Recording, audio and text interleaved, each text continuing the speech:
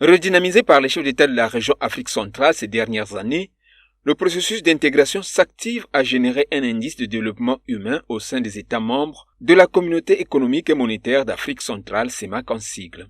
Avec l'harmonisation des projets intégrateurs, les agents économiques profiteront des avantages pour augmenter leur niveau de flux commerciaux dans le marché de la région. L'union fait la force, c'est-à-dire que les populations ne se rendent peut-être pas compte tout de suite l'intérêt de l'intégration, mais on peut vous assurer qu'économiquement, c'est prouvé que l'union fait la force. Quand on est fort économiquement, on a du travail, c'est-à-dire qu'on peut produire, dans notre zone des produits et on va avoir le marché pour ça.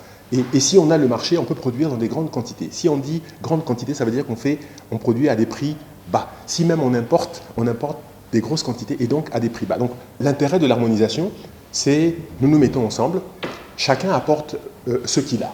Chacun apporte ce qu'il a. Certains vont apporter du capital, certains vont apporter des industries, certains vont apporter de la main-d'œuvre, certains vont apporter de l'intelligence scientifique, etc. On se met ensemble et on essaie d'harmoniser notre marché de telle sorte que nous soyons en compétition par rapport aux autres. Il faut évidemment des infrastructures pour pouvoir ne serait-ce que se déplacer. Et si on avait à faire ces infrastructures, chacun dans son pays, on aurait moins de moyens. On mutualise nos moyens pour faire en sorte qu'on crée des infrastructures, que ce soit routières, que ce soit aériennes, que ce soit ferroviaires, etc., pour pouvoir fonctionner dans notre économie, déplacer les moyens de production. Rappelons que, réunis à Paris les 28 et 29 novembre pour convaincre les investisseurs de financer une nouvelle tranche de projets intégrateurs, les responsables de la région assurent avoir réussi à mobiliser 9,2 milliards d'euros grâce aux Émiratis.